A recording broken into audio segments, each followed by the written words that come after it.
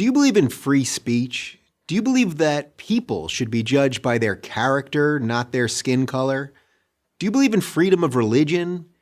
If you believe these things, you're probably not a progressive. You might think you're a progressive. I used to think I was. My show, The Rubin Report, was originally part of the Progressive Young Turks network. Progressives struck me as liberals, but louder. Progressives were the nice guys. They looked out for the little guy. They cared about women and minorities. They embraced change. In short, who wouldn't want to be a progressive? But over the last couple of years, the meaning of the word progressive has changed. Progressives used to say, I may disagree with what you say, but I'll fight to the death for your right to say it. Not anymore. Banning speakers whose opinions you don't agree with from college campuses, that's not progressive. Prohibiting any words not approved of as politically correct, that's not progressive. Putting trigger warnings on books, movies, music, anything that might offend people, that's not progressive either. All of this has led me to believe that much of the left is no longer progressive, but regressive. This is one of the reasons I've spent so much time on my show talking about the regressive left.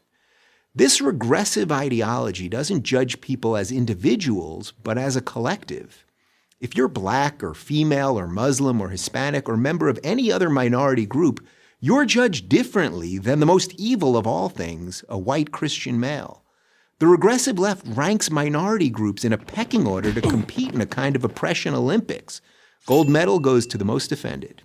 Martin Luther King Jr.'s dream that his children would be judged by their character and not their skin color was a liberal idea, but these days it's not a progressive ideal. And what about religious freedom, the idea that no one else can tell you what you have to believe? Surely progressives still support that basic right. Well, not so much.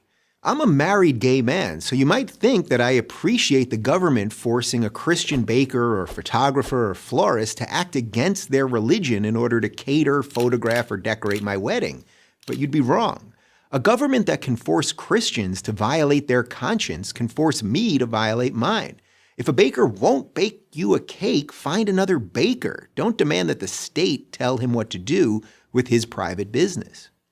I'm pro-choice, but a government that can force a group of Catholic nuns, literally called the Little Sisters of the Poor, to violate their faith and pay for abortion-inducing birth control can force anyone to do anything. That's not progressive, that's regressive.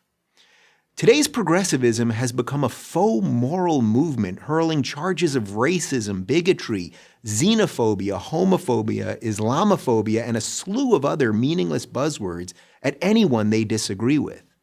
The battle of ideas has been replaced by a battle of feelings, and outrage has replaced honesty. Diversity reigns supreme as long as it's not that pesky diversity of thought. This isn't the recipe for a free society, it's a recipe for authoritarianism.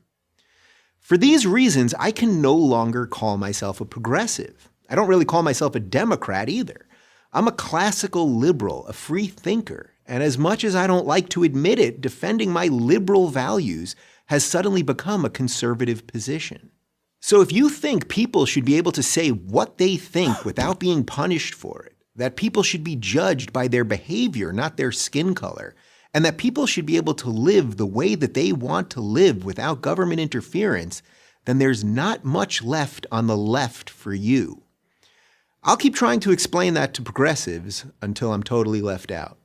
I'm Dave Rubin of The Rubin Report for Prager University.